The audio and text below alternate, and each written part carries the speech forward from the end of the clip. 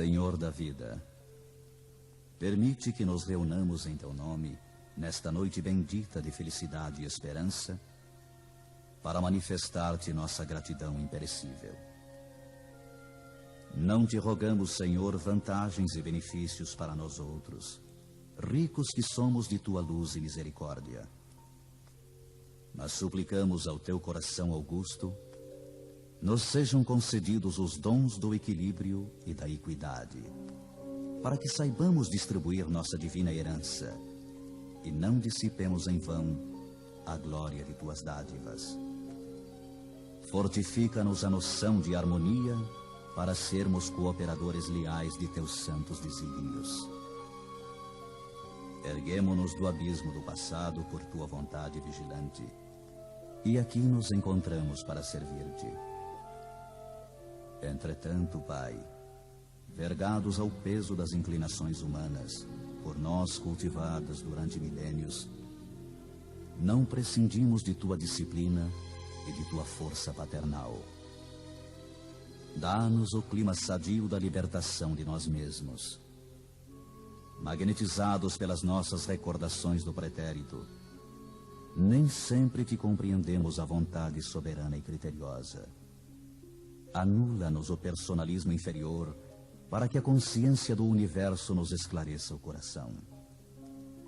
Levanta-nos o raciocínio para mais alto entendimento. Faze-nos vibrar no campo de Teus divinos pensamentos. Puseste em nossa boca o verbo construtivo. Encheste-nos a alma de luz e tranquilidade a fim de colaborarmos em Tua obra. Deste-nos, neste pouso de amor fraterno, companheiros dedicados ao bem, e em torno de nossa tarefa pequenina, colocaste a multidão dos aflitos e sofredores.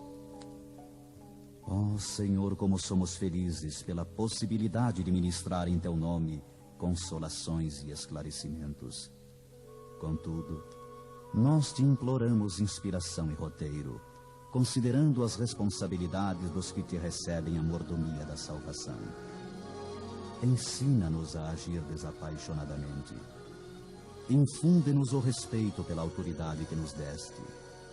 Ajuda-nos a desprender a mente das criações individuais, para que te sentamos mais de perto no esforço coletivo da elevação comum. E toda vez que nossos atos traduzam interferência indébita do livre-arbítrio na execução de Tuas leis, repreende-nos severamente, para que não persistamos no desvio impensado. Somos Teus filhos frágeis e confiantes. Todas as Tuas resoluções a nosso respeito são excelentes e belas. Concede-nos, pois, bastante visão, de modo a enxergarmos nossa aventura em Teus desígnios, sejam quais forem. Somos servos humildes de Tua sabedoria gloriosa. Neste celeiro de paz consoladora, recebemos através de 1000 recursos diferentes a Tua presença indireta, com a qual são atendidos os que choram e padecem. Ó Pai compassivo, que felicidade maior que esta, a de espalhar com nosso Senhor Jesus Cristo as Tuas bênçãos redentoras e carinhosas. Que escola mais rica, além da que se localiza nesta casa, onde aprendemos jubilosos a exercer o dom sublime de dar, dilatando-nos a alegria, estimulando-nos a coragem, santificando-nos a esperança. Tu permites ainda, Senhor, que possamos atender ao coração interessado em lenir e confortar espíritos queridos que se perderam de nossa companhia no curso incessante do tempo. De alma voltada para a Tua magnanimidade, endereçamos-te reconhecimento sem termo. Sê louvado por todos os milênios dos milênios. Sê glorificado por todos os seres da criação. Teus servidores nesta casa de edificação agradecem-te as oportunidades preciosas de trabalho e esperam a continuidade de Tuas bênçãos. Que a Tua infinita luz seja refletida em todo o universo infinito. Assim seja.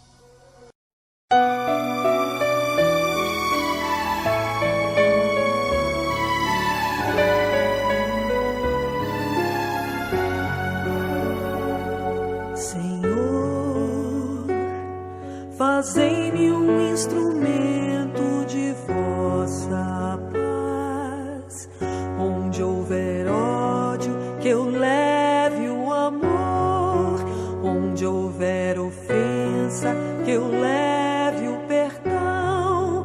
Onde houver discórdia, que eu leve a união.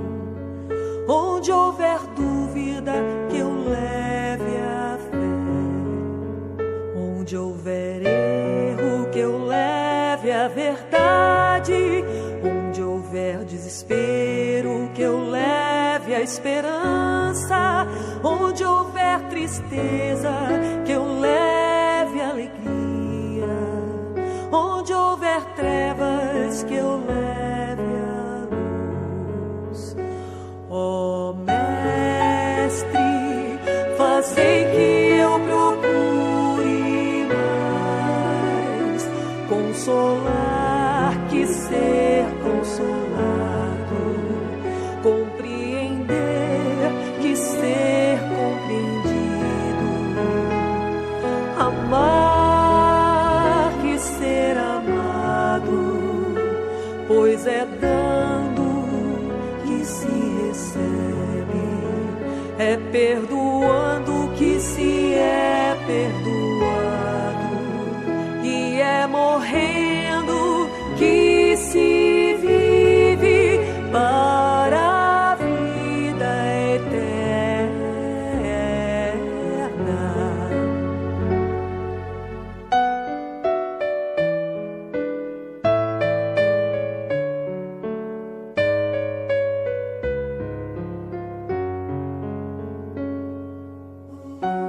Senhor,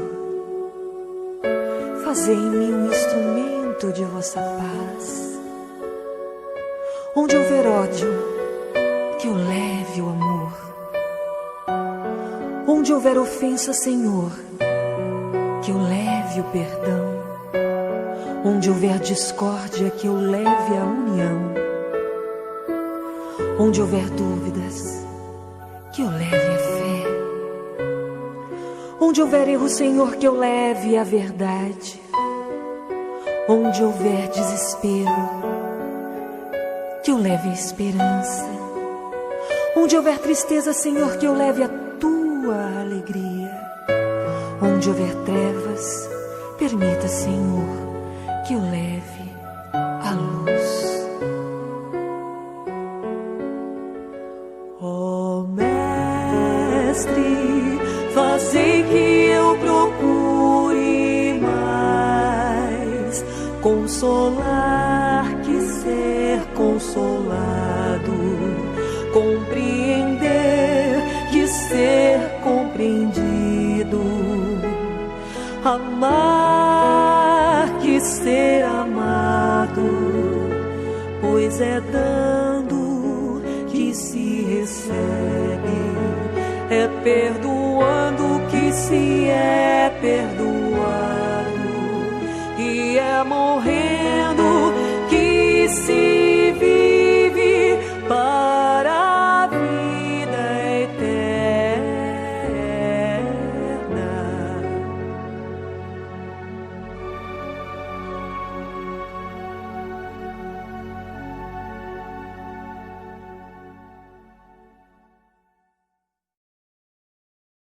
Capítulo 15, porque o nosso tema da noite de hoje é sobre a caridade e o amor ao próximo. E o capítulo 15 trata da caridade, segundo São Paulo, né? Segundo o apóstolo, que traz aquela mensagem tão bonita e que, de uma certa forma, engloba todos os conceitos que nós possamos ter sobre a caridade. Então, no item 6 do capítulo 5 do Evangelho segundo o Espiritismo, fora da caridade não há salvação, a mensagem de Paulo, que está na Epístola aos Coríntios, no capítulo 13, nos versículos 1 a 7 e 13. Necessidade da caridade, segundo São Paulo. Diz ele: ainda que eu falasse todas as línguas dos homens e a língua dos próprios anjos, Se eu não tiver caridade, serei como o bronze que soa e um símbolo que retine. Ainda quando tivesse o dom da profecia, que penetrasse todos os mistérios e tivesse perfeita ciência de todas as coisas, ainda quando tivesse toda a fé possível, até ao ponto de transportar montanhas, se não tiver caridade, nada sou. E quando houvesse distribuído os meus bens para alimentar os pobres, e houvesse entregado o meu corpo para ser queimado, se não tivesse caridade, tudo isso de nada me serviria. A caridade é paciente, é branda e benfazeja.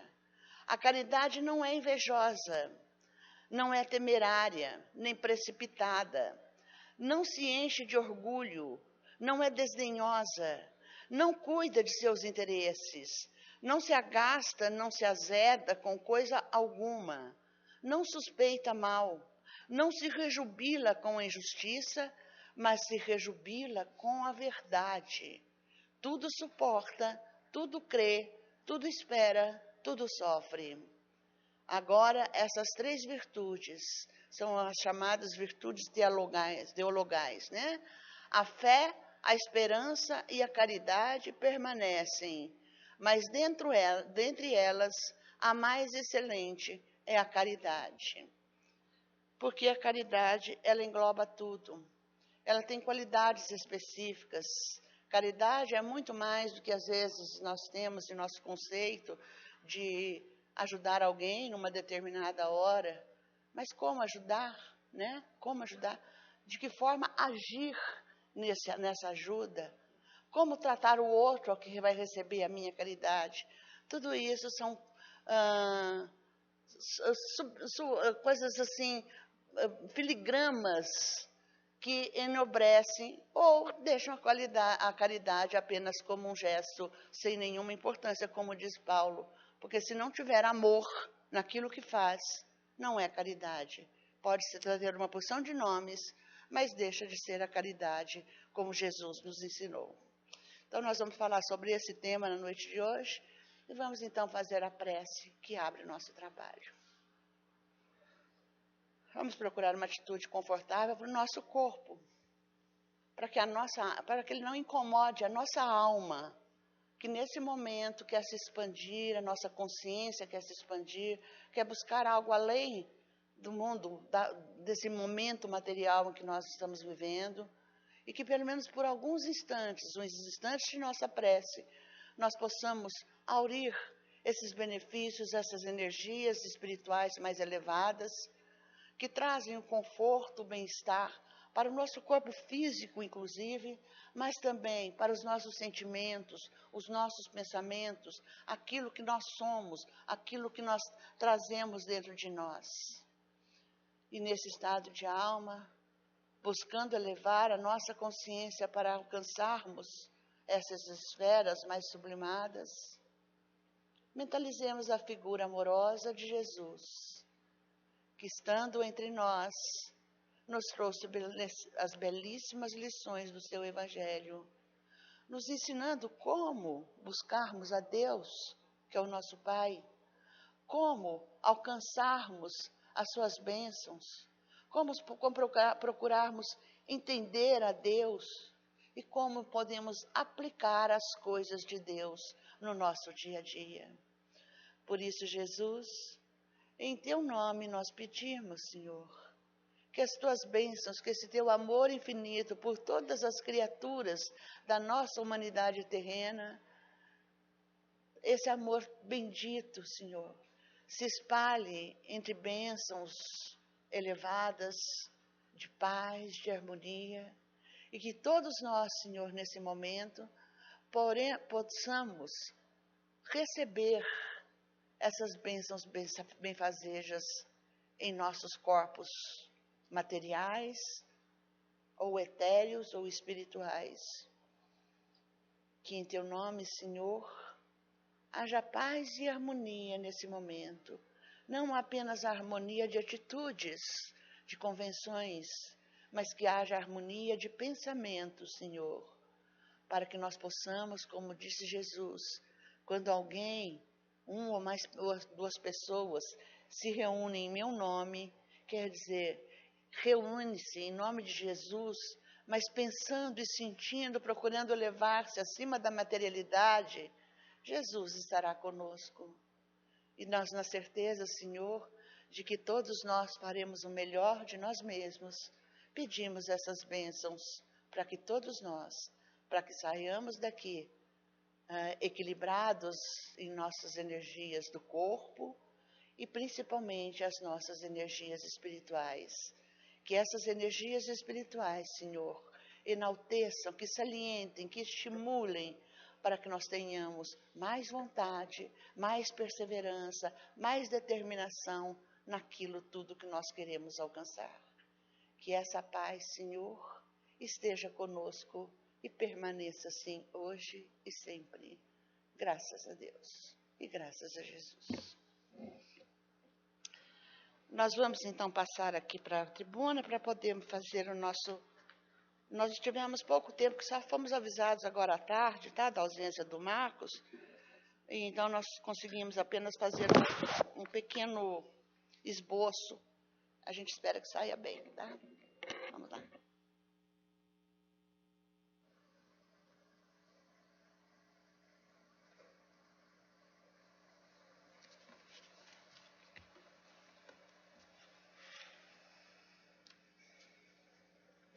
Essa colocação de Paulo na sua epístola aos Coríntios, na primeira epístola aos Coríntios, ela tem um alcance que nós não podemos definir, porque nós não temos ainda o pleno conhecimento das coisas.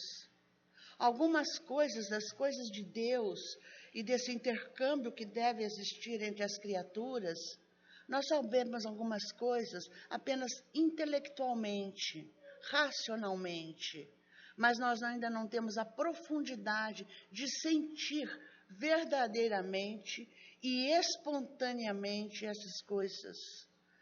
André Luiz nos fala quando ele chega no plano espiritual, que ele vai descobrindo e vai trazendo para nós, os seus livros, o aprendizado e as descobertas que ele faz. Ele vê pessoas que amam no plano espiritual, espíritos altamente elevados, que amam com uma espontaneidade que ninguém precisa pensar ou questionar o que é que ele sente. São criaturas, né, que estiveram em contato com André Luiz, e ele fica assim, boquiaberto, com a capacidade de amar que essas pessoas têm, que esses espíritos desencarnados têm, de amar a qualquer criatura, em qualquer circunstância. Ele dá um relato que ele fala de um processo difícil de obsessão, em que, eu não me lembro agora, porque também não tive tempo de consultar, desculpem, mas um caso de uma obsessão muito violenta, em que os espíritos estão irmanados aí em ondas de ódio, ondas de vingança, de revide, de querer um aniquilar o outro. E os mentores, mesmo da estirpe de André Luiz e os seus mentores, instrutores imediatos aí, se conjugam aí, se revezam e tentam modificar a onda mental em que aquele espírito tão violento se encontra, e não conseguem, por mais, não há razão, não há argumento, não há emoção, nada que faça com que ele mude de ideia com relação ao que ele sente. Então, eles chamam uma entidade do plano superior, e essa entidade vem e ela começa a conversar com esse espírito violento que queria realmente praticar a violência. E, naturalmente, ela conversa. Ela não conhecia, não era um espírito de suas relações, não era um espírito que fizesse parte de um grupo seu. Era apenas um espírito, uma individualidade extremamente sofredora. E essa entidade, ela conversa de tal forma com esse revoltado, que aos poucos ele vai depositando as suas armas, vai abrindo a mão das suas ideias de aniquilamento, as suas ideias de revide, de vingança, ele vai se acalmando, vai conseguindo entender o que acontece com ele próprio, e ele entende que alguém o machucou em determinada circunstâncias de suas vidas, né, no plano físico ou espiritual, mas que ele trazia as matrizes desse ódio. De outra, que aquele que lhe odiou, que machucou ele num certo momento, foi antes machucado por ele. Mas ele só conseguiu alcançar esse sentimento, esse sentido, através das vibrações do amor.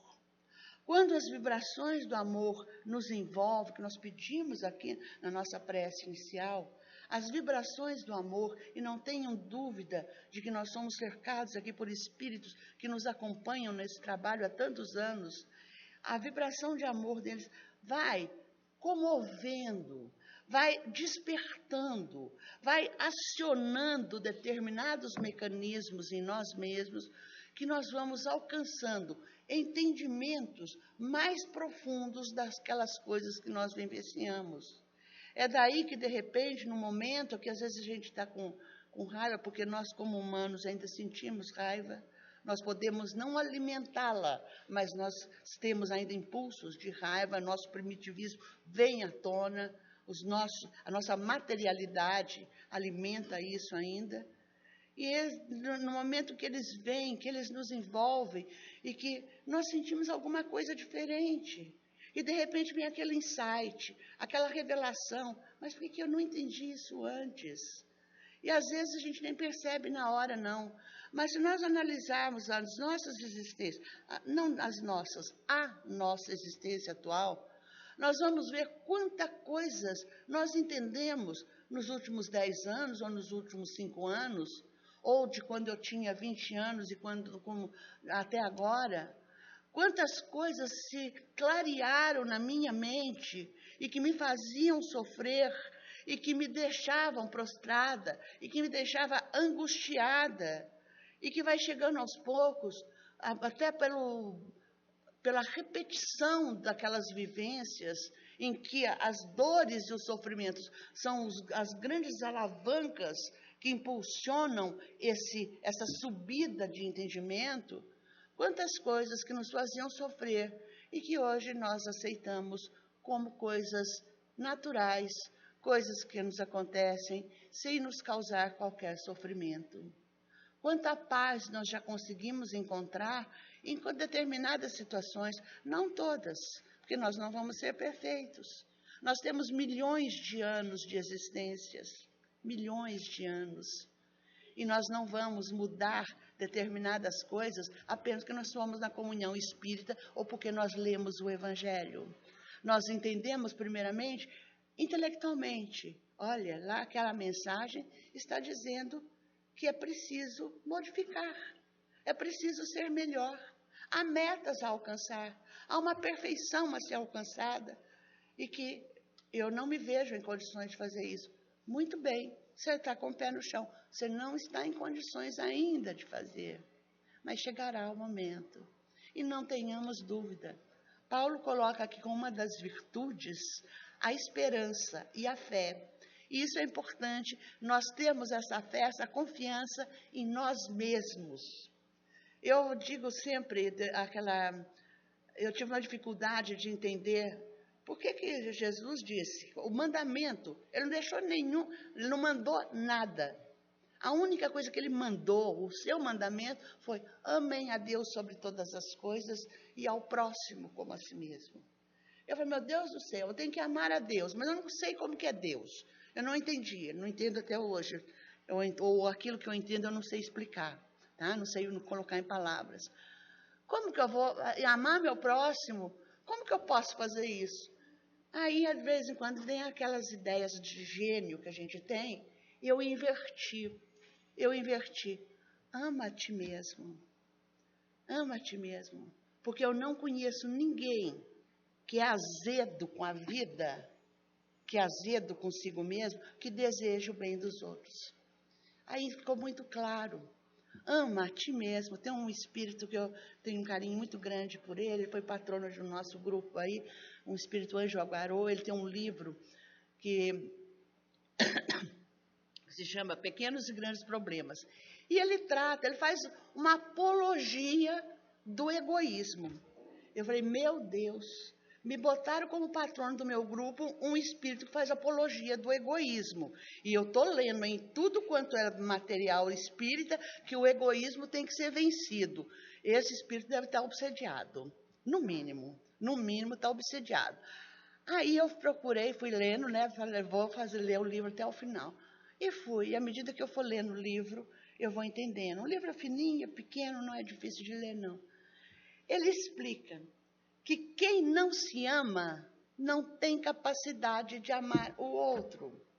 E como tudo na vida é feito por ciclos, há o ciclo do egoísmo, em que o egoísmo ele é benfazejo. Eu tenho que me amar para aprender a não me machucar. Quando eu aprender a não me machucar e que eu estiver já na segunda etapa, amando o meu próximo, como eu não quero para o outro aquilo que eu não quero para mim, eu não vou me machucar, mas eu também não quero machucar o outro. E se eu fizer isso, eu estarei amando a Deus. Aí ficou simples a equação, porque é assim. Se nós não nos amarmos, esse espírito ele faz uma colocação que eu achei muito interessante. Quando eu li, eu dei uma gargalhada sozinho. Eu falei, você tem que se amar. Eu lembrei da música do Léo, uma música antiga do Léo Jaime, que ele fala, eu me amo, eu me adoro, eu não sei viver sem mim. Né? A música do Léo Jaime era essa. Isso da décadas atrás, não é da época de vocês, não, da minha. Né? Aí eu entendi, porque o cara estava falando igualzinho ao Léo Jaime. Ame a si mesmo, ame tanto, mas tanto mesmo, ame seu próprio umbigo, se é o caso, que um momento esse amor vai ser tão grande que ele não cabe mais dentro de você. E no momento que não cabe mais dentro de você, ele se esparrama em obras. E você vai fazer para o outro aquilo que você quer para você. E com isso você estará amando ao próximo e amando a Deus e respeitando as leis de Deus. Então, a caridade, isso se chama caridade. É você desenvolver as coisas que você pode ter de bom, às vezes tendo que passar pelas coisas que não são tão boas, que são experiências que vão te alavancar para outras em que você vai modificar a qualidade daquela energia, aquela energia instintiva, primitiva, que te levava a buscar prazeres nas coisas materiais, chega num ponto que não te agrada mais. As coisas materiais atendem a barriga, atende ao estômago, atende a sexualidade, atende a isso. Mas chega num ponto, nós não fomos criados por Deus para apenas cuidarmos da vida material. Embora a vida material seja importante e ela nos mereça todo o respeito, mas nós não vamos ficar estagnados nela. Nós temos que superar a materialidade para buscarmos alguma coisa mais elevada. E alguma coisa mais elevada são as coisas da alma, as coisas do espírito. São coisas que nós ainda estamos descobrindo. Nós não sabemos ainda interpretar e dar o conceito exato para as coisas da alma. Mas nós vamos aos poucos sentindo. E sentindo, nós nos sentimos felizes. Nós nos sentimos realizados, satisfeitos. Porque as coisas que não deu certo, a compra do carro que não deu certo, aquela outra coisa que não deu certo, não importa. Não importa, eu estou com a minha família, eu tenho pessoas que me amam, meus pais me amam, eu amo meus filhos me amam, há um respeito recíproco em tudo, há um respeito com a natureza, há um respeito com a ideologia do outro, há um respeito com a sexualidade do outro, um respeito com a religião do outro. Eu as consigo aceitar, eu consigo ser amigo, não apenas de quem está no meu grupo e que tem as minhas características. Isso é amor ao próximo, que não começa, não é aquela coisa, é aquele amor que a gente suspira. O amor se revela em pequenos passos. Tolerância, vencer um preconceito, ter paciência, respeitar o tempo do outro, respeitar a intensidade de sentimentos dos outros. É muito comum a gente ver, né, assim, principalmente em briga de casais, as mulheres reclamam muito. Que elas falam assim, não, a gente chegou nesse ponto porque eu amo meu marido com toda a minha plenitude, mas meu marido não sabe me amar. Como que é? Tem que ter carinho, tem que ter, assim, gestos, tem que fazer isso, tem que fazer aquilo, cada uma tem a sua receita. O meu marido não me ama como ele deveria me amar, e por isso nós estamos em crise. Não estou generalizando, tá? São casos aí que eu estou trazendo como exemplo. Aí você vai e ouve. A primeira coisa, até eu vou dar um conselho. Se vocês forem trabalhar no atendimento às pessoas, nunca ouçam só um lado, tá? Porque uma parte mente e a outra mente também, tá? E aumenta, e todo mundo se vitimiza, tá? Eu sou a vítima e o outro é o bandidão, tá? Ou a bandidona, tá? Porque também tem isso. Bandidão não é só o homem, não estou falando do homem, da mulher aqui, mas bandidona também existem e elas são poderosas e violentas, tá? Não tenham dúvida disso. Então, você precisa ouvir as duas partes, né? Agora, quando você ouve as duas partes, você começa a refletir, vai vendo, vai tirando conclusões. Aquele marido que ela reclamou, eu estou falando de um caso específico aqui, aquele marido, ele amava essa mulher com todas as forças da sua alma. Só que a forma dele amar não tinha chegado àquela sublimação que a mulher estava exigindo dele. Então, ele não amou menos, ele deu tudo de possível nesse amor a essa mulher. Ela não ficou satisfeita porque ela exigia mais, mas ele não ficou devedor de nada, porque tudo que ele podia. Então, nós temos que respeitar a capacidade de amar, de entender, de agir das pessoas conosco. Às vezes, uma pessoa tem uma grande diplomacia para agir uns com os outros não têm tanta.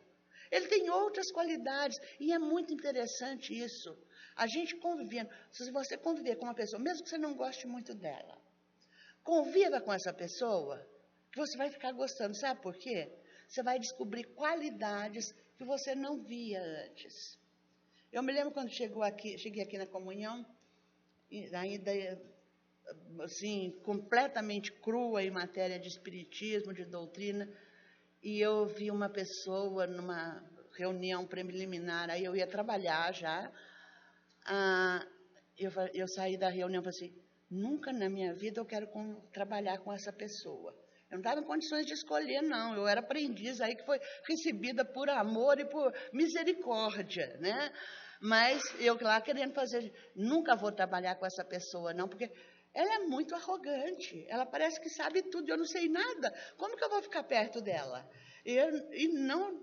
Aí quando foi 2 semanas depois, me chamaram, a coordenação me chamou, olha, você vai trabalhar com determinada pessoa, que eu não sabia quem era, me deu o nome, você chega lá a tal hora, na sala tal, você chega lá e se apresenta, que ela já está sabendo que você vai procurando. Quando eu entro na sala, não tem nem suspense, né? Imagina quem que estava lá. Essa pessoa. Eu falei, meu Deus, e agora? Eu não sabia se eu entrava ou se eu saía, né? Fiquei naquela dúvida lá. Falei, não, eu não sou de correr do desafio, não, vamos enfrentar. Aí eu convivi com essa pessoa, é uma das pessoas mais íntimas que eu tenho. É uma das pessoas que eu posso me abrir com ela e dizer tudo que eu estou sentindo, coisas que às vezes eu não digo nem para mim, eu posso dizer para ela. É uma pessoa que me ajudou em muitas ocasiões, são pessoas que se abriu comigo, que também pediu minha ajuda, que houve essa troca, que cimentou, consolidou mesmo a nossa amizade. E eu vi coisas nela que, no primeiro momento, eu rejeitei e que se transformaram em grandes qualidades que me ensinaram muito. Então, a convivência, eu estou esticando um pouco nessa parte aqui de convivência. Eu não sou perfeita. Se eu estou dando exemplos, é porque eu vivenciei. Então, eu sei o que é vivenciar isso. Não vou dizer que é a fórmula para resolver o problema dos outros. Cada um tem a sua fórmula. Então, a gente vai descobrindo que a gente tem uma capacidade de amar muito maior do que a gente imagina. A gente precisa tirar aquelas coisas assim que estão atrapalhando. Jesus nos fala da reforma íntima, né, sobre a porta a porta formosa, que era para entrar na cidade de Jerusalém, que era a porta estreita. E o estudo dessa passagem evangélica, que Jesus nos cita, nos mostra o seguinte, que ninguém consegue passar numa porta estreita se ele está cheio de mochilas. Então, é preciso tirar as mochilas, a mochila do orgulho, a mochila da intolerância, a mochila da falta de paciência, todas elas, deixa para lá. Mas nós não podemos também nos desfazer, senão nós nos sentimos sem lugar, sem pé no chão. Nós nos apoiamos ainda nessas coisas que são verdades para nós ainda. Então, nós precisamos ainda de uma certa intolerância, uma coisa, mas aos poucos nós vamos deixar, porque essa é a nossa destinação. Sede perfeitos, como perfeito é o Pai que está nos céus, Jesus nos disse. E é essa a nossa destinação. Nós todos tivemos a mesma origem, fomos criados por Deus dentro da simplicidade, dentro da ignorância. E temos batalhado aí quantas vidas, quantas experiências, em quantas situações diferenciadas. Por que hoje eu vou ter preconceito contra uma determinada raça, se eu já pertenci a essa raça no passado? Ou eu vou ser no futuro? Por que o preconceito? Nunca na minha vida espiritual eu quero renascer em tais condições. Bom, se você está botando aí como condição, eu não quero desse jeito, já tem uma boa probabilidade de que vai ter que passar por lá para aprender. Porque é o único caminho, porque já que você não abre mão de quebrar as suas estruturas aí, consolidadas nessas coisas enganosas, então só passando pela experiência de renascer naquele lugar, com aquelas determinadas condições, para aprender a valorizar e a crescer. Então, se você não quer isso é punição, isso é expiação, pode se dar um nome. Mas é também, mais do que isso, é aprendizado. Deus permite aquilo que eu não tolero, é como essa minha amiga. Eu tive que conviver com ela e nós trabalhamos muito tempo, em vários dias, na semana aqui, eu convivia a semana inteira com essa pessoa. Né? Então, se você não aceita o desafio, você vai continuar odiando. Próxima encarnação, você vai nascer odiando as mesmas condições aí. E na outra encarnação também. E daqui 300, 500 anos, você vai estar marcando passo no mesmo lugar. Por isso nós somos chamados por Jesus a amarmos uns aos outros. O mandamento maior de Jesus nos manda amar a Deus e ao nosso próximo como a nós mesmos, mas ele está embutido numa outra coisa maior ainda, a paternidade de Deus. Deus é o Pai, o Criador de todas as criaturas, aquele que eu gosto e aquele que eu não gosto, aquele que eu acho bonito e o que eu acho feio. Aquilo que eu abomino é também uma criatura de Deus. E ele vai permanecer assim? Não. Quem sabe eu já não fui pior ainda do que aquele que eu estou condenando hoje. E se eu fui e hoje eu não sou mais, é porque o quê? Alguém me estendeu a mão. Alguém teve confiança na minha capacidade de mudança. Alguém se empenhou a me ajudar a sair de um atoleiro que eu estava para fazer alguma coisa. Hoje eu estou muito bem, ótimo, mas com consciência de que alguém me ajudou. E se alguém me ajudou, talvez tenha chegado a minha hora de ajudar alguém. É isso, dentro dessa visão que o Espiritismo nos traz, das vidas sucessivas, da lei de causa e efeito, do livre-arbítrio, da reencarnação, coisas que nós estamos estudando aqui há anos e anos seguidos, repetindo a mesma coisa sempre, porque é por aí.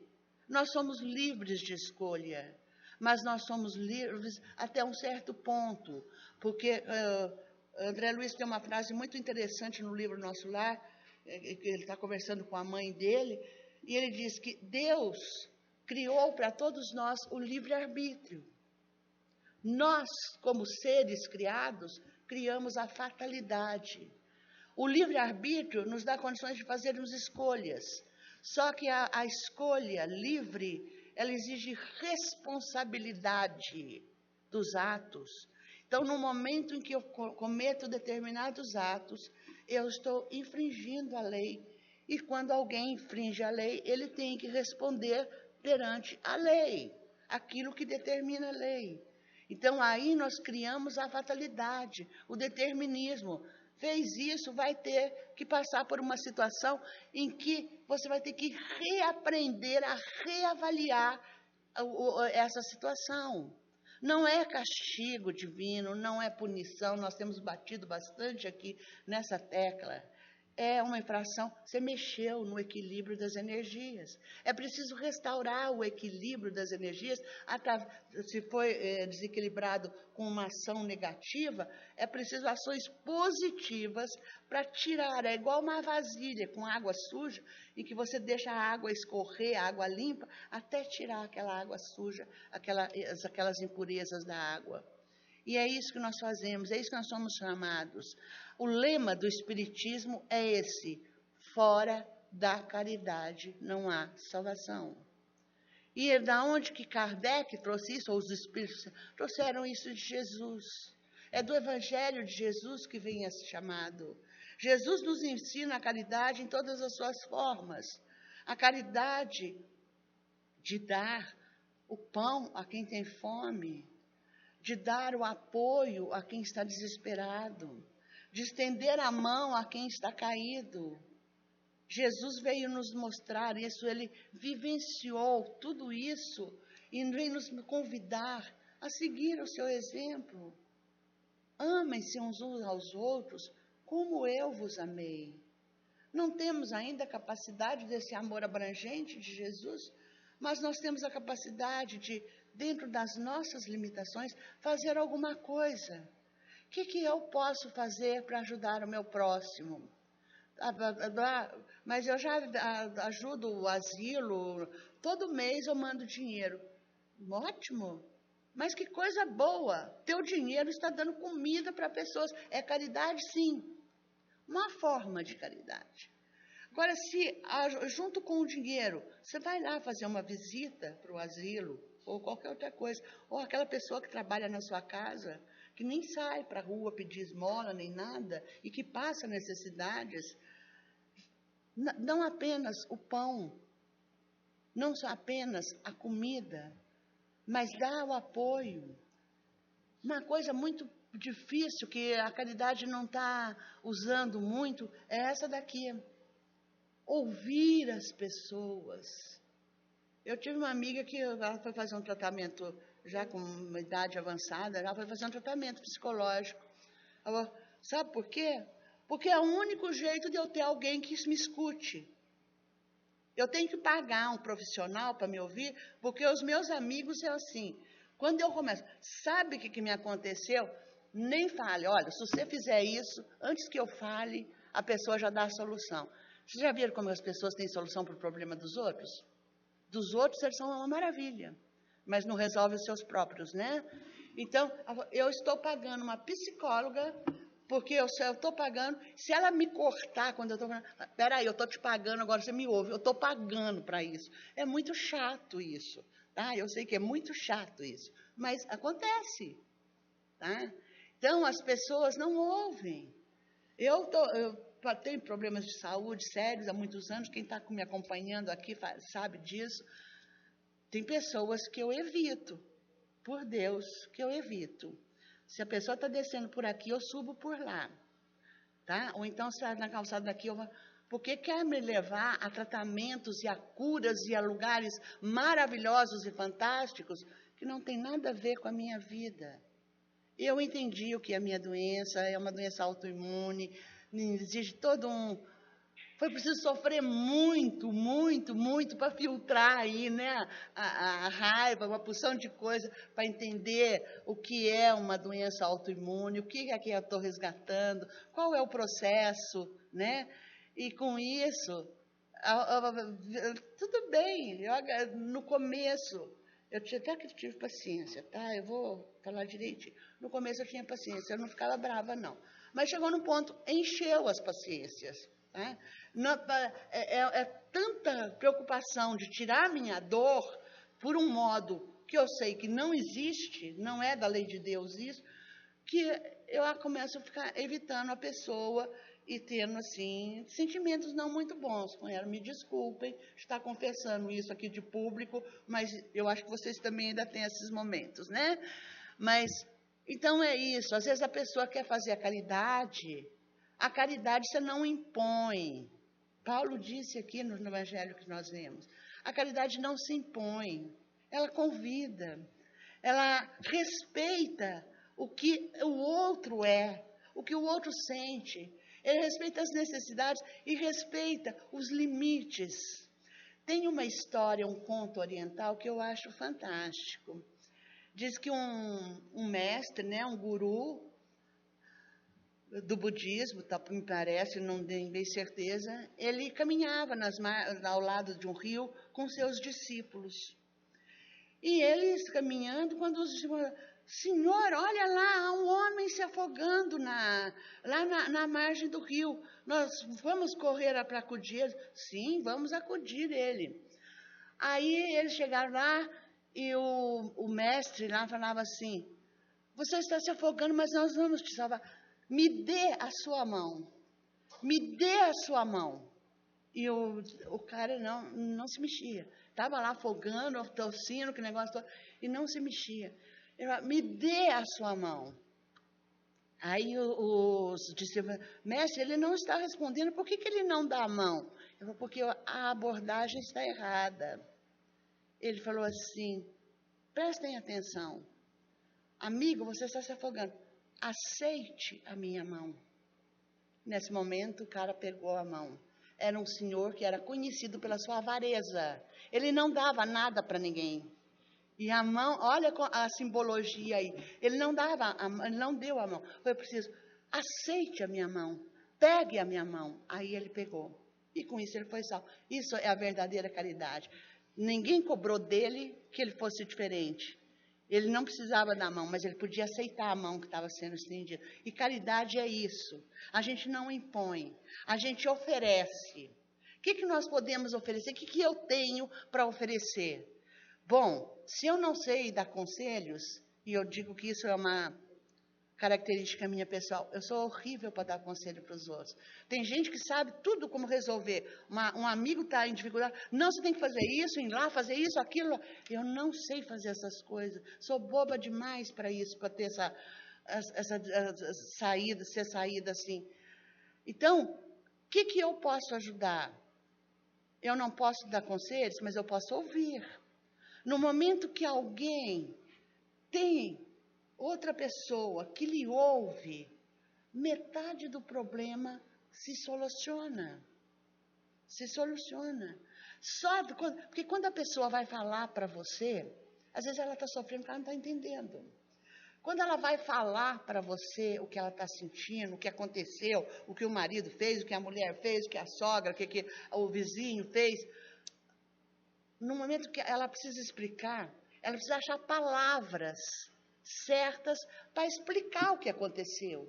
E no momento que ela acha as palavras certas para explicar para você o que aconteceu, ela está se explicando também.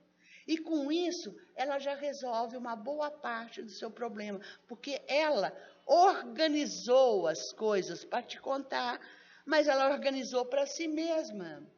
Então, a grande caridade é a gente emprestar os ouvidos para alguém. Quantas pessoas que não estão pedindo mais do que isso, não está pedindo conselho, não está pedindo que você resolva o problema dela, não está pedindo uma dica de onde a tua dor vai sarar, não está pedindo isso, está apenas querendo falar, expor.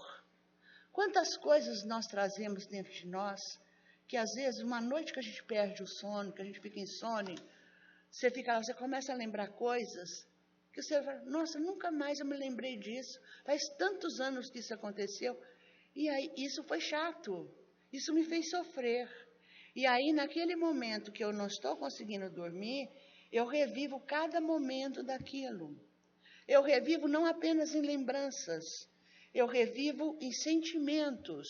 E eu sofro de novo com tudo aquilo que eu fiz, mas eu sofro muito mais por aquilo que eu não fiz.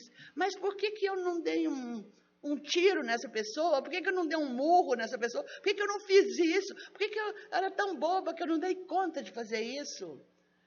Então, nós guardamos. Talvez se na época a gente tivesse expandido, dito, comentado com outras pessoas, isso não estaria guardado dessa forma tão corrosiva ainda dentro de nós. Então, nós vamos levando as nossas vidas. Nós precisamos da caridade e da ajuda dos outros. Mas nós não podemos só receber. Nós precisamos da caridade dos outros. Precisamos que os outros sejam caridosos com a gente. O vizinho que a gente pega no elevador e que pergunta, mas como que está? O teu braço sarou? Meu Deus, como que é legal isso! Oh, sim, e a sua filha conseguiu passar no vestibular? Isso é caridade, é troca. É uma troca benfazeja. Agora, oh, mas que vida, hein? Esse trânsito de Brasília está horrível, a água está aí, como se diz, condicionada aí ao uso, e o vizinho do quarto andar só fica mandando. Se eu fico trocando essas ideias, eu estou me alimentando dessas energia que essas ideias causam. Mas se a gente pode trocar, você tem um bom dia, a hora que o elevador de uma hora chega no térreo, tá? A gente despede do vizinho.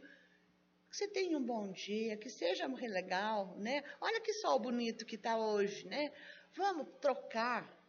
Eu tive um aluno que ele começou a fazer o estudo aqui com a gente, e depois se tornou um grande auxiliar, um grande amigo mesmo.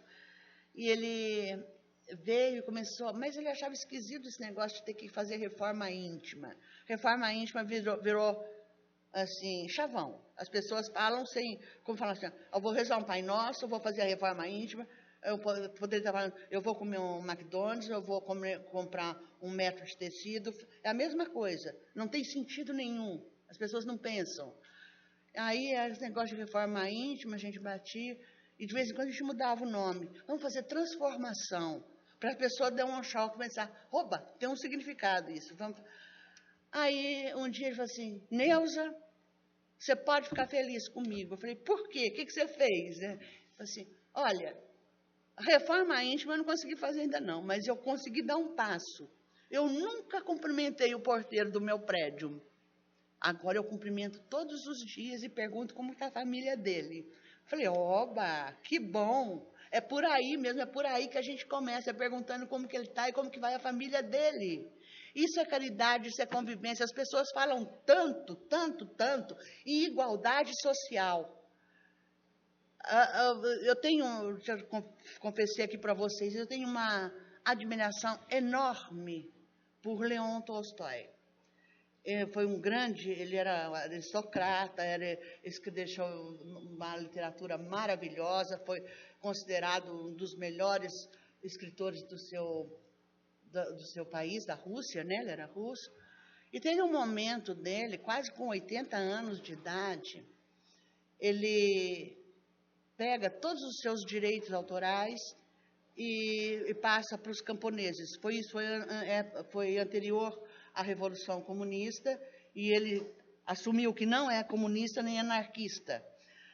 Já que eu digo qual é aí a linha de conduta dele.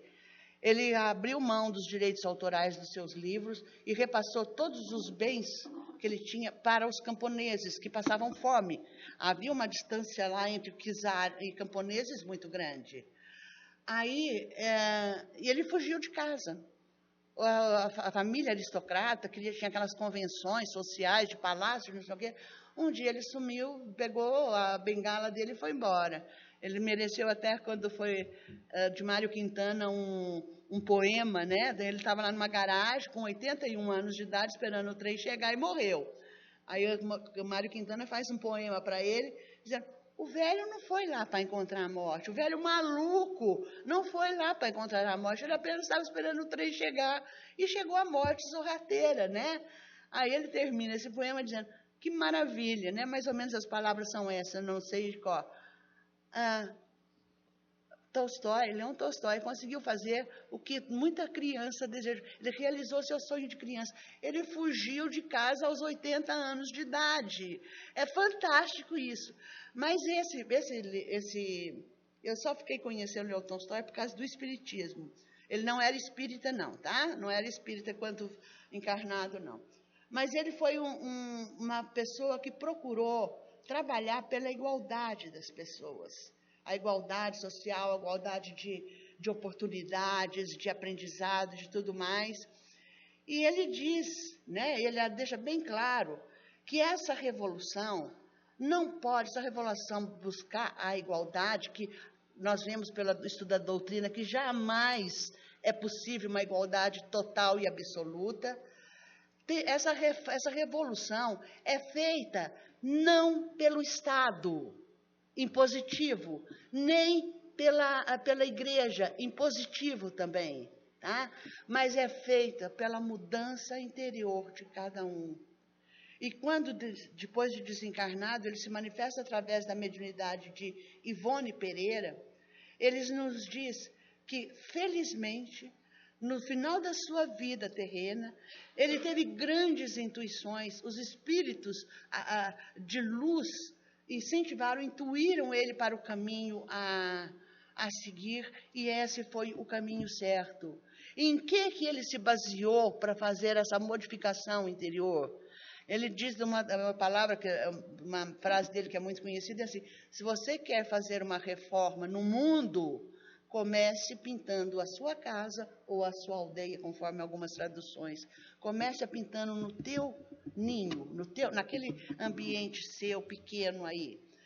E ele diz que, através da mediunidade de Ivone Pereira, que o caminho que ele achou para mudar, para fazer o que ele conseguiu fazer, foi justamente o Evangelho do Cristo. Foi através do Evangelho de Jesus que ele encontrou o caminho para realizar as coisas que ele fez.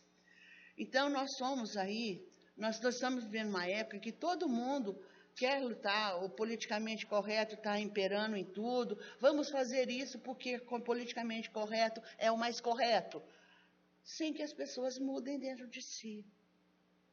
Nós não vamos mudar nada enquanto nós não mudarmos dentro de nós.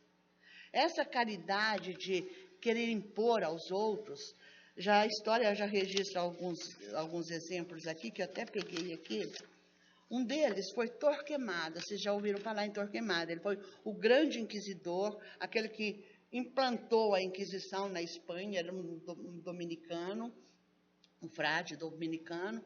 Ele impôs a Inquisição, que foram horrores. Ele só dirigiu, ele foi nomeado pelo Papa para ser o Inquisidor Mor, quer dizer, era o grande chefe da Inquisição. E essa Inquisição envolvia suplícios, torturas e morte, porque, principalmente, os objetivos, os alvos, eram os judeus e os mouriscos, né? Os árabes que tinham invadido a Espanha e a Europa naquela época. Então, era necessário extirpar aquela mancha, aquelas pessoas, segundo eles, iriam para o inferno. Então, aí era preciso fazer uma caridade, preste atenção, era preciso fazer uma caridade, matá-los através do fogo, porque aquele fogo que durava poucos instantes Seria benfazejo para que eles não tivessem que passar para o lado da vida e viver eternamente no inferno, no fogo. Isso era chamado de caridade. Olha como que as pessoas usam os termos. Nós vemos a caridade, muitas pessoas dizem, eu pertenço a uma ONG, a um grupo, a não sei o quê, eu faço a caridade. Para quê? Para quê? E de que forma? Como? Para ser votado? Ou o que você está fazendo para aquela pessoa que precisa de comida? É para manipulação? É para melhorar uma imagem? Tudo bem. A caridade aí está sendo feita. Aquela cesta básica que você deu para a pessoa foi boa para a pessoa. Ela teve comida.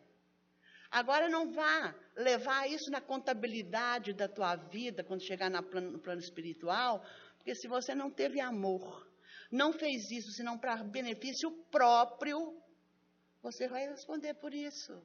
Não vai ter benefício nenhum. Tá? Então, é preciso a gente saber que é preferível fazer pouco e com amor do que fazer muito só por ostentação. Isso é um das visões da caridade. Uma outra, então, era caridade você matar aqueles que eram denunciados como bruxos, os que eram delatados, os que eram judeus. Havia todo um manual para identificar quem era judeu, quem era o árabe, quem era de outra religião, porque era preciso matar todos. Então, aí era a fogueira. Mais tarde, na Revolução Francesa, outro grupo que também, grandes ideais, sem dúvida nenhuma, estabeleceu grandes mudanças no mundo, mas um grupo de pessoas que iam fazer isso também achavam que quem não era da turma deles também deveriam ser mortos. E aí eles encomendaram para um senhor chamado Joseph Ignace Guillotin, que ele arrumasse uma forma caridosa de matar sem o suplício da fogueira, porque a fogueira é um suplício lento. Então, era matar de uma vez, porque isso era caridade. Aí veio a guilhotina, que os próprios dirigentes depois experimentaram a sua força. Depois, mais tarde ainda, veio uma outra forma caridosa de matar, né? É uma coisa assim que me assustou quando eu vi Bernard Shaw, um dramaturgo, um humanista. Ele defendia que tudo deveria ser em função do Estado, né? Tudo deveria ser em função do Estado. E aquele que não fosse útil para o Estado, ele dizia, o humanista dizia que deveria sim ser sacrificado apenas aqueles que pudessem ser úteis ao Estado, que deveriam permanecer. Aí depois, quando os nazistas inauguraram os fornos crematórios, ele disse, é uma boa solução para o caso. Eles são aniquilados sem ter que sofrer muito por uma morte lenta e penosa. Essas pessoas achavam que estavam sim usando a caridade para com os outros. Então, o que nós temos a dizer agora nesse final são coisas imensas que tem aqui. A gente recomenda, né, no Evangelho segundo o Espiritismo, do capítulo 11 ao capítulo 15, são temas que tratam do amor ao próximo. A caridade, ela é o amor colocado em obras, colocado em ação. É o amor em ação. Se não houver amor na flor que eu te dou, ela pode enganar algum tempo, mas não vai enganar muito tempo. Se não tiver amor, no momento que eu dou a minha atenção para que você fale do seu problema, também pode ter valor para o outro, aquele que recebeu. Mas não vai ter valor na minha contabilidade espiritual, porque eu não dei amor. Senão ficamos apenas gestos mecânicos que não levam a grande coisa. Nós somos chamados, e o Espiritismo, ele nos chama, não vem com dogmas dizer que é preciso fazer isso. Ele nos mostra por que se pode escolher esse caminho, né? Tá? Então, aí a gente já está chegando aqui no final, e eu gostaria de encerrar aqui com uma mensagem. A gente falou da caridade, do amor ao próximo, o que é o amor segundo Paulo, e há uma redação aqui do movimento espírita, no conceito espírita de qualidade. De qualidade, eu estou vendo aqui, de caridade.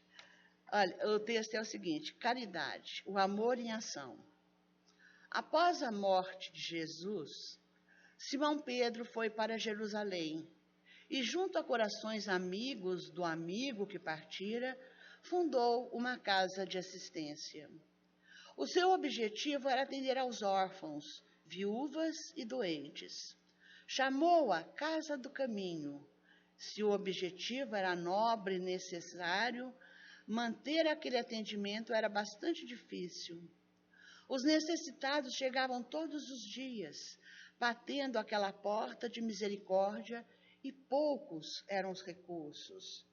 Por isso mesmo, todas as manhãs, o apóstolo Pedro saía a pedir em nome do Cristo, batendo as portas de conhecidos e comerciantes. Pedia comida para os seus exilados, roupas, enfim, o que tivessem para lhe ceder. Ao final da tarde, retornava com os braços carregados de donativos, cansado, extenuado. Na manhã seguinte, tudo se repetia.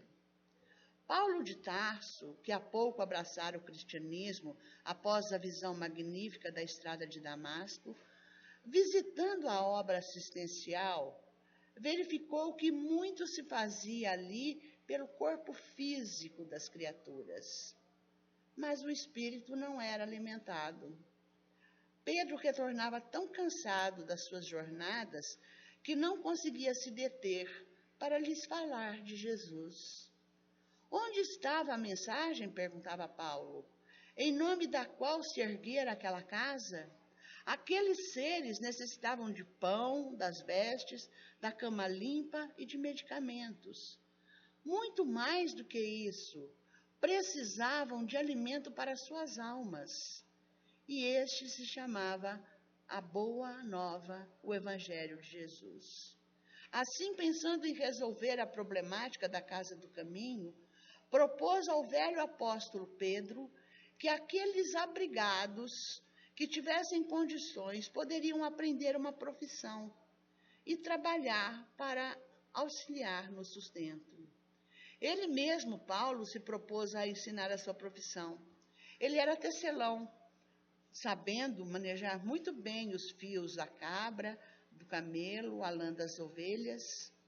Animado com a ideia, outro companheiro de Paulo, de nome Barnabé, que era oleiro, se dispôs a ensinar o seu ofício.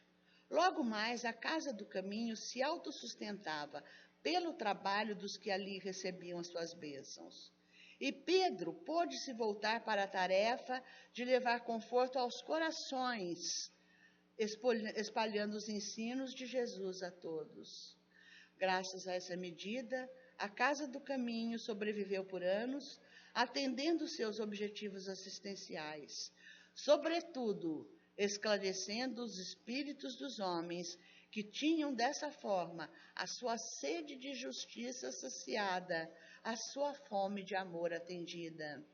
Esclarecidos os que dali partiam, curados das suas mazelas físicas, retornavam ao mundo com novos valores nos seus corações, mais aptos para as lutas de cada dia. Para que a obra prosseguisse no tempo, Paulo procurou em seguida braços fortes. Eram pessoas que diziam seguir Jesus, mas não saíam de suas casas. Nada faziam para melhorar a situação do mundo. Ele as buscou e as convidou ao trabalho pelo bem do próximo.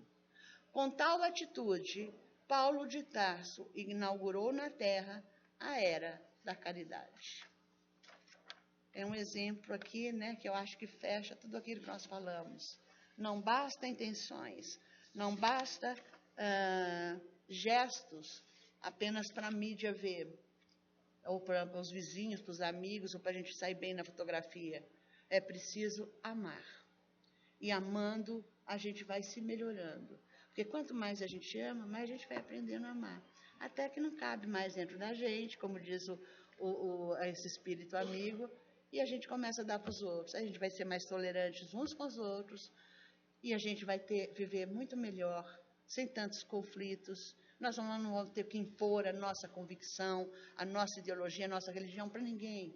Nós vamos nos aceitar dentro das nossas limitações, nos considerando ainda humanos, que ainda erram, com certeza, mas que estamos determinados a aprender para errar menos. Para não errar nenhuma vez, ainda está longe, mas errar menos pode ser o nosso passo de hoje. Então vamos ter caridade com o próximo, como diz a Joana de Ângeles. Não esqueçam, tenham caridade para consigo mesmos também. É o que a gente tinha a dizer sobre o assunto. Vamos fazer a nossa parte. Vamos então fazer a prece que encerra o nosso trabalho.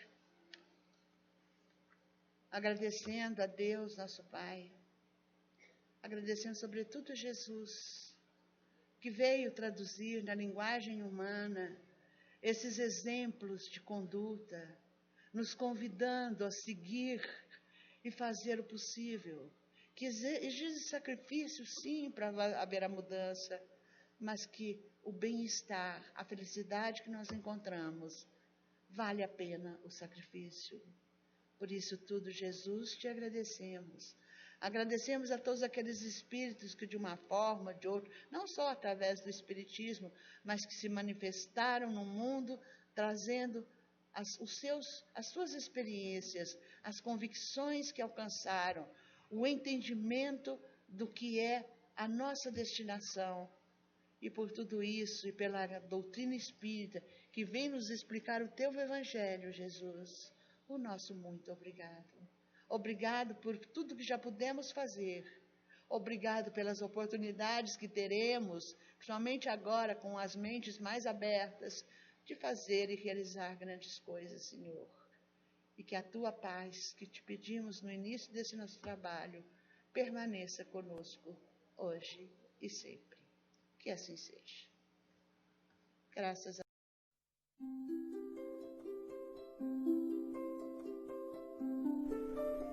Passe virtual. Depois de iniciado o passe, não pense em mais nada.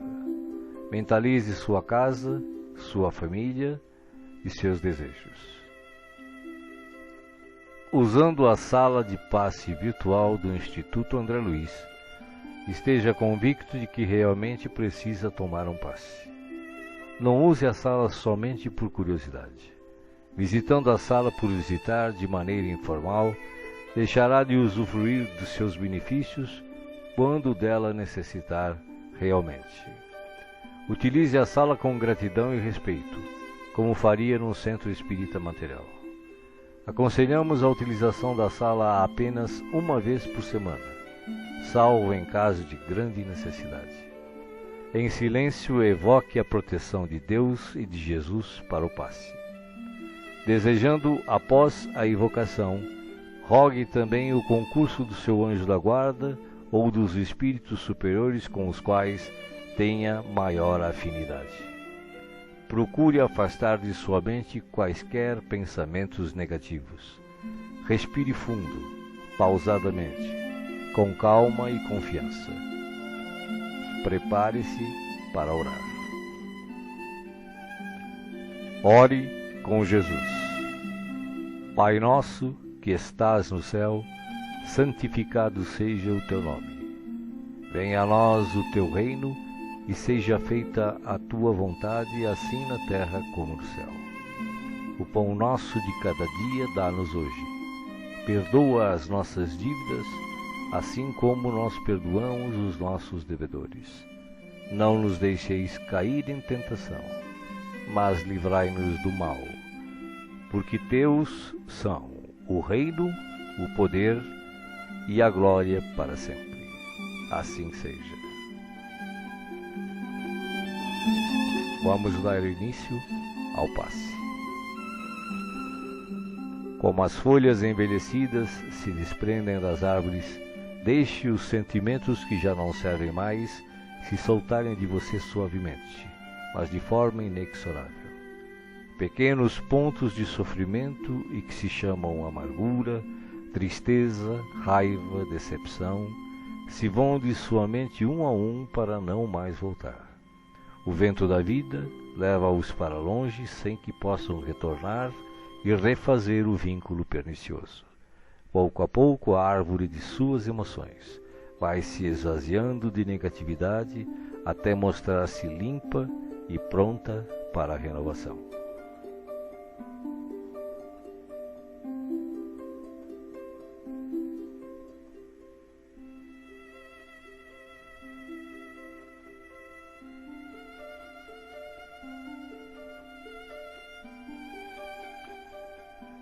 Sentindo-se leve, sem o peso das folhas mortas que se desprenderam e se foram, você recebe agora suavemente sobre o corpo e a alma a água da vida que cai em abundância dos céus.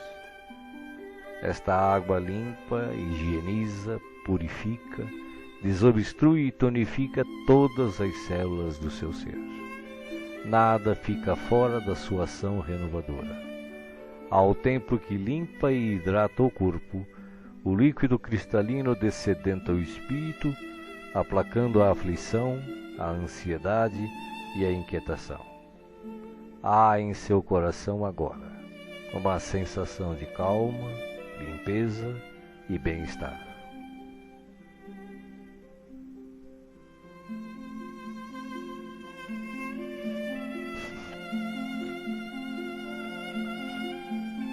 Um leve frio, e eis que o sol de Deus surge para aquecer e aconchegar. Os raios cariciosos penetram-no por inteiro, aquecendo-o ternamente qual um materno abraço, proporcionando conforto e segurança ao coração. Neste momento, o amor maior aquece o seu ser, afastando o gelo de toda e qualquer aflição. Nenhum outro sentimento que não o de alegria e confiança assomam à sua mente agora. Você está em paz, envolvido pelo calor que o protege.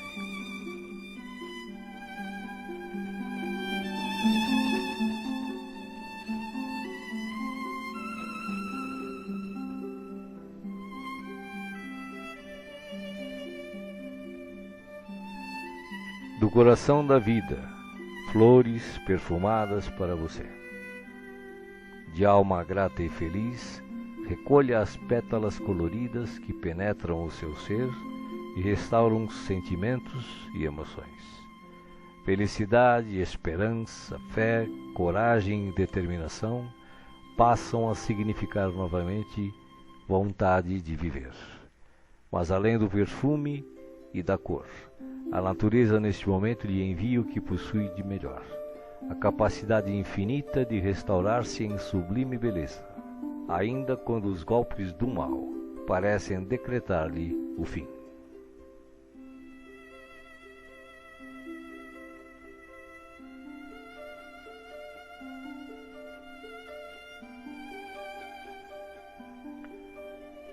As mãos divinas estão repletas de luz. Suavemente a luz transborda e se derrama sobre você, como cascata dourada de invisível e ignota essência. A alma, pouco a pouco, se impregna de doce felicidade, permitindo o renascimento íntimo dos mais nobres propósitos de elevação, progresso e realização. Banhado em sublime força, você se entrega profundamente ao doador da luz, absorvendo as energias que darão a partir de agora novo e abençoado impulso ao seu viver.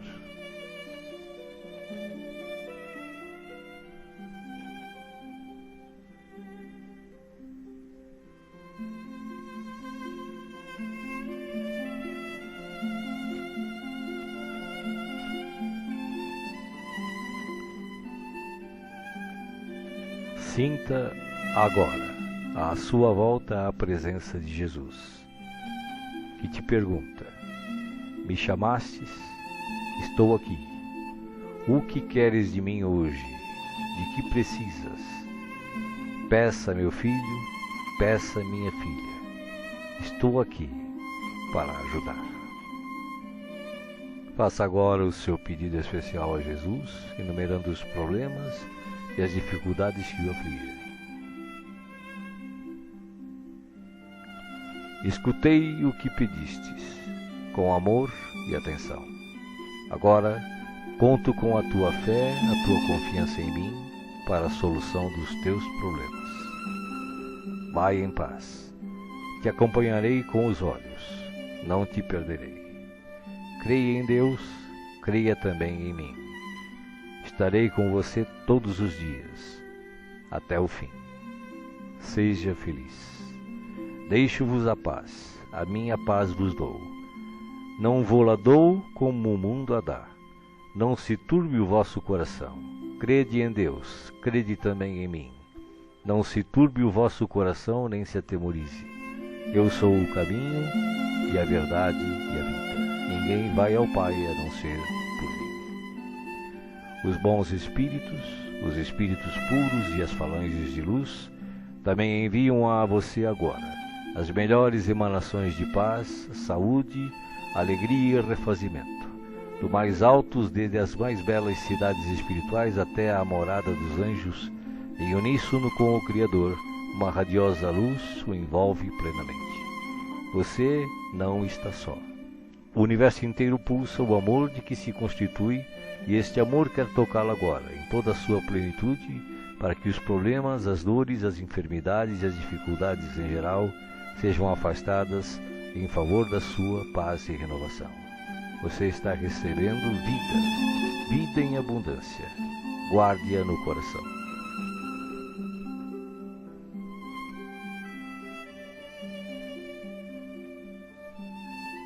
O passe está sendo finalizado. Respire pausadamente e repita agradecido: obrigado, Senhor, por este dia. Que ele me seja produtivo e feliz, como tu desejas. Assim seja.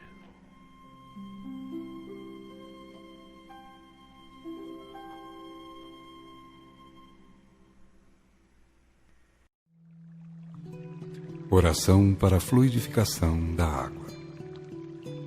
Peço a Deus, o princípio onipresente, onisciente e onipotente, e ao Cristo planetário, forças para as legiões angélicas ou mensageiras, para que possam lutar contra o mal, em qualquer forma que se apresente, e vencê-lo. Como não existe merecimento fora do respeito à verdade, ao amor e à virtude, prometo aplicar esforços no sentido de viver a lei de Deus, compreender e imitar o verbo exemplar e cultivar nobremente os dons do Espírito Santo, carismas ou mediunidades, sem os quais não pode haver a consoladora revelação. Rogo a Deus, que enviou o verbo modelo para entregar o glorioso Pentecostes, ou derrame de dons mediúnicos para toda a carne, para que a humanidade tenha realmente dignos medianeiros, que deem de graça o de graça recebido, nutrindo verdadeiro respeito à doutrina do caminho.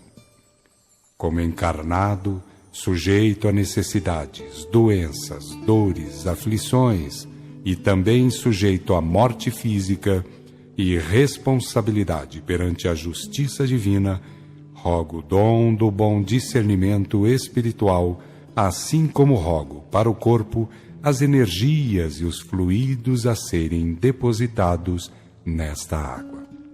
E como quem tanto necessita e roga, reconhecido agradeço a Deus, às legiões angélicas e socorristas e ao meu espírito guia ou anjo guardião.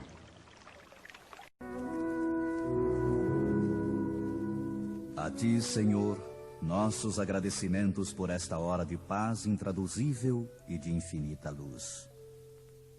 Agora, que cessou a nossa oportunidade de trabalho nos círculos da carne, nós te agradecemos os benefícios recolhidos, as aquisições realizadas, os serviços levados a efeito. Mais que nunca, reconhecemos hoje a tua magnanimidade indefinível, que nos utilizou o deficiente instrumento na concretização de sublimes desígnios. Vacilantes e frágeis, como as aves que mal ensaiam o primeiro voo longe do ninho, encontramo-nos aqui, venturosos e confiantes, ao pé de teus desvelados emissários que nos ampararam até o fim. Como agradecer-te o tesouro inapreciável de bênçãos celestes? Teu carinho santificante seguiu-nos passo a passo, em todos os minutos de permanência no Vale das Sombras, e não satisfeito, teu inesgotável amor acompanha-nos ainda nesta retirada da velha Babilônia de nossas paixões amargurosas e milenárias. Nada fizemos por merecer-te assistência bendita. Nenhum mérito possuímos, além de boa vontade construtiva. Claudicamos vezes sem número, dando pasto aos caprichos envenenados que nos obscureciam a consciência. Falimos frequentemente, cedendo a sugestões menos dignas. Entretanto, Jesus amado, converteste-nos o trabalho humilde em manancial de ventura que nos alimenta o coração, soerguido para as esferas mais altas. Desculpa-nos, Mestre, a imperfeição de aprendizes, traço predominante de nossa personalidade libertada. Não possuímos nada de belo para oferecer-te, ó benfeitor divino, senão o coração sincero e humilde. Recebe-o, Mestre, como demonstração da confiança de teus discípulos pequeninos, e enche-o de novo com as tuas sacrossantas determinações. Reconhecidos à tua inesgotável misericórdia, agradecemos a ternura de tuas bênçãos, mas se nos deste proteção e consolo, não nos retires o trabalho e o ensejo de servir. Conduze-nos aos teus outros apriscos e renova-nos por compaixão a bênção de sermos úteis em tua causa. Cheios de alegria, abençoamos o valioso suor que nos proporcionaste na esfera da carne purificadora, onde, ao influxo de tua benignidade, retificamos velhos erros do coração. Bendizemos o caminho áspero que nos ensinou a descobrir tuas dádivas ocultas. Beijamos a cruz do sofrimento, do testemunho e da morte, de cujos braços nos foi possível contemplar a grandeza e a extensão de tuas bênçãos eternas. Agora, Senhor, assinalando nossos agradecimentos aos teus emissários que nos estenderam mãos amigas, deixa que te roguemos amoroso auxílio para todos aqueles menos felizes que nós, que ainda gemem e padecem nas sendas estreitas da incompreensão. Inspira os teus discípulos iluminados para que te representem o Espírito sublime ao lado dos ignorantes, dos criminosos, dos desviados, dos perversos. Toca o sentimento de caridade fraternal dos teus continuadores fiéis para que continuem revelando o benefício e a luz de tua lei. E ao encerrar este ato de sincera gratidão, enviamos nosso pensamento de alegria e louvor a todos os companheiros de luta nos mais diversos departamentos da vida planetária, convidando-os em espírito a glorificar em teu nome, teus desígnios e tuas obras, para sempre assim seja.